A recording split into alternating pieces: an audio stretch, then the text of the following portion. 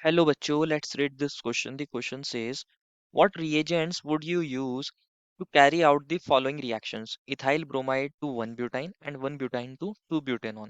बच्चों इस क्वेश्चन में पूछा है कि अगर हमें ये रिएक्शंस कैरी आउट करनी है तो हम कौन कौन से रिएजेंट्स को यूज करेंगे, तो हमें यही बताना है। तो फर्स्ट ऑफ ऑल बात करते हैं इस क्वेश्चन के की कॉन्सेप्ट के बारे में।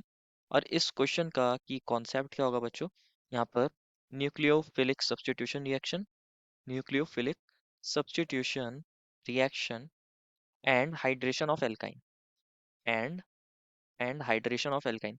बेसिकली इन दो रिएक्शंस की हेल्प से हम इस कन्वर्जन को कैरी कर सकते हैं, तो इसको समझना पड़ेगा। देन हम रिएजेंट्स के बारे में बात करेंगे और रिएजेंट्स को क्या करेंगे, आइडेंटिफाई करेंगे। एक तो न्यूक्लियोफिलिक सब्स्टिट्यूशन रिएक्शन और दूसरा क्या होगा बच्चों, हाइड्रेशन ऑफ एल्काइन।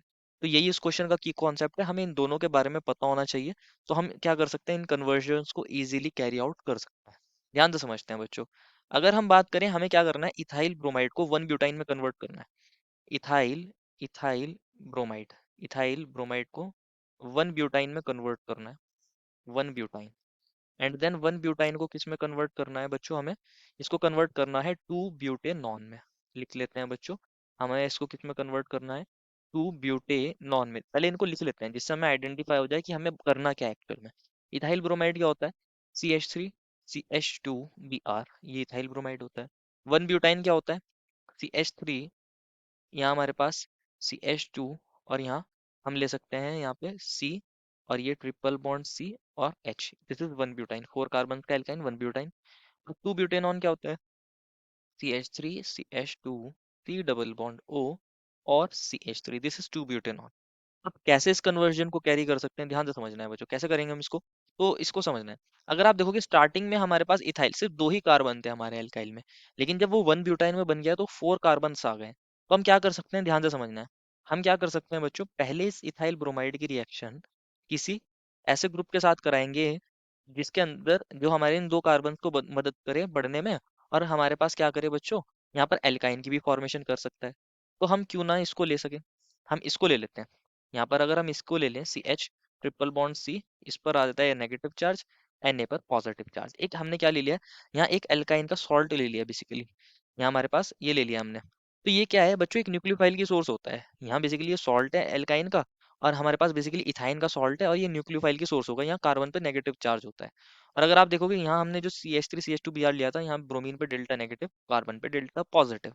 ये कार्बन एक इलेक्ट्रोफिलिक सेंटर की तरह बिहेव करेगा। तो ये इस पर अटैक करेगा, और जब ये इसके ऊपर अटैक करेगा यहाँ से Br नेगेटिव निकल जाएगा।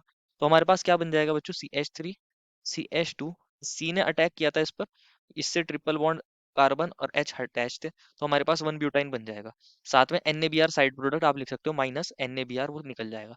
तो पहला रिएजेंट हम क्या यूज कर सकते हैं, हम पहला रिएजेंट यूज कर सकते हैं इसको, HC ट्रिपल बॉन्ड C, इस पर नेगेटिव Na पॉजिटिव।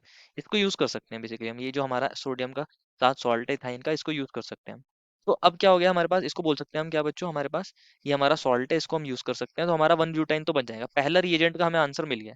अब क्या करना है, अब इसको कन्वर्ट करना है किसके अंदर बच्चों, 2 ब्यूटेनॉन के अंदर। ध्यान से समझते हैं इसको कैसे कैरी आउट करें। तो हम क्या कर सकते हैं बच्चों, यहाँ पर इसको समझना है। हम यहाँ इसका हाइड्रेशन कर सकते हैं। हाइड्रेशन जब हम एल्काइंस का करते हैं, ध्यान से समझना है बच्चों, तो हम किसको यूज करते हैं, HgSO4, HgSO4 और H2SO4 को यूज करते हैं। डायरेक्टली H2SO4 से इनका हाइड्रेशन नहीं होता, हाइड्रेशन मींस कि एडिशन कर रहे हैं वाटर का, डायरेक्टली नहीं होता, इसलिए HgSO4 को यूज करते हैं। तो होता क्या है फर्स्ट स्टेप में, इसकी भी बात कर लेते हैं बच्चों। C triple bond C H, first step में क्या होता है, यहाँ बेसिकली HgSO4 यूज कर रहे हो, तो यहाँ Hg2 प्लस हमारे पास प्रेजेंट होगा, Hg2 प्लस SO4 2 नेगेटिव। तो ये पाई बॉन्ड इस पर अटैक करता है, और इसके साथ क्या करता है बच्चों, इस तरीके का एक कॉम्प्लेक्स बना लेता है, CH3CH2। यहाँ ये कार्बन है, इन दोनों के बीच में ये डबल बॉन्ड दिखाया अभी हमने। इसका जो तीसरा बॉन्ड है बेसिकली ये ब्रेक हो रहा है, हुआ नहीं है। और Hg2 प्लस के ये साथ ये दोनों बॉन्ड बना रहे हैं, लेकिन अभी तक कंप्लीट बॉन्ड बनाया नहीं है। इस तरीके से बॉन्ड फॉर्मेशन होते हुए दिखा सकते हैं। अब क्या होता है हमारे पास, क्योंकि यहाँ हम HgSO4 H2SO4 यूज कर रहे हैं, तो बेसिकली यहाँ डाइल्यूट H2SO4 यूज करते हैं, तो यहाँ वाटर भी प्रेजेंट होता है। वाटर एज अ न्यूक्लियोफाइल आता है और मोर हिंडर्ड कार्बन पर अटैक करेगा। यहाँ ये दो हमारे पास कार्बन है हमारे पास, जिनसे Hg2 प्लस अटैच है, तो ये मोर हिंडर्ड कार्बन पर अटैक करता है, फेवरेबल अटैक होता है, और ये इलेक्ट्रॉन इसके ऊपर चला जाएगा। तो हमारे पास क्या बन जाएगा बच्चों, हमारे पास बन जाएगा CH3CH2, और यहाँ एक C था, ये डबल बॉन्ड C है, इससे एक H अटैच है, इससे एक Hg प्लस अटैच है, 2 प्लस प्लस 1 में कन्वर्ट हो गया। यहाँ पर कौन आया है, वाटर आया है, ओ एच एच, और ऑक्सीजन पर पॉजिटिव चार्ज। ये क्या काम करेगा, ऑक्सीजन इससे H से इलेक्ट्रॉन ले लेगा तो यहाँ से H प्लस निकल जाएगा, माइनस H प्लस लिख सकते हो आप। क्या बन जाएगा, CH3 CH2 और यहाँ C डबल बॉन्ड C, एक H अटैच है, इससे एक Hg प्लस अटैच है और यहाँ पर OH अटैच है। इस तरीके का इंटरमीडिएट बनेगा। क्योंकि यहाँ हमारे पास एसिडिक कंडीशंस भी थी तो यहाँ पर कौन होता है, H प्लस अभी भी होगा प्रेजेंट। ये पाई बॉन्ड अटैक करेगा और इस H प्लस को एब्स्ट्रैक्ट करेगा तो हमारे पास क्या बन जाएगा, इसको लिखते हैं CH3 CH2 C, और यहाँ हमारे पास C, और इससे एक H अटैच था, इससे एक Hg प्लस अटैच था और यहाँ इससे एक OH अटैच था। ध्यान से समझना है, ये जो हाइड्रोजन आएगा ये इसी वाले कार्बन पर जाएगा जिससे Hg प्लस अटैच था, उस वाले कार्बन पर जाएगा। इसका एक रीजन होता है, ये हमारे पास इसी वाले कार्बन के ऊपर क्यों गया है, ये जो हाइड्रोजन आया है जिससे यहाँ पर पॉजिटिव चार्ज आ सके। क्योंकि यहाँ पॉजिटिव चार्ज आने से मतलब ये जो हमारे पास कार्बोकेटायन बनना है बहुत ज्यादा स्टेबल है, क्योंकि यहाँ ऑक्सीजन अपने इलेक्ट्रॉन्स डोनेट करके इसको स्टेबलाइज कर सकता है। इसलिए हमारे पास जो हाइड्रोजन है वो दूसरे वाले कार्बन के ऊपर गया था। इसलिए जो हमारा हाइड्रोजन था बच्चों, वो दूसरे वाले कार्बन के ऊपर गया था। अब क्या होता है इसके अंदर से, Hg2 प्लस हमारे पास आया था पहले, अब यहाँ पर Hg प्लस की फॉर्म में वो प्रेजेंट है। ये क्या काम करेगा बच्चों, अपना इलेक्ट्रॉन यहाँ लूज करके चला जाएगा तो यहाँ से Hg2 प्लस निकल जाएगा और हमारे कार्बन कार्बन के बीच में डबल बॉन्ड बन जाएगा, CH3 CH2 C double bond CH2 और यहाँ OH है।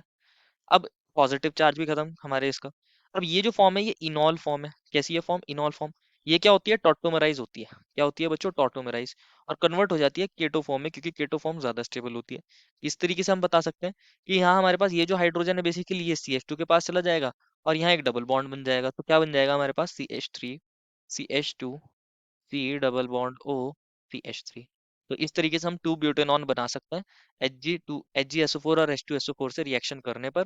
ओवरऑल रिएक्शन में अगर आप देखोगे, इसको ध्यान से समझना है, यही तो बन रहा है प्रोडक्ट हमारे पास, C double bond O CH3। Overall reaction में यहाँ 2 हाइड्रोजन आए हैं, एक ऑक्सीजन आया है, वाटर आया है, इसलिए तो हाइड्रेशन ऑफ एल्काइन बोला था इसको। तो सेकंड रिएजेंट हम क्या यूज कर सकते हैं बच्चों, यहाँ पर हम यूज कर सकते हैं HgSO4 H2SO4।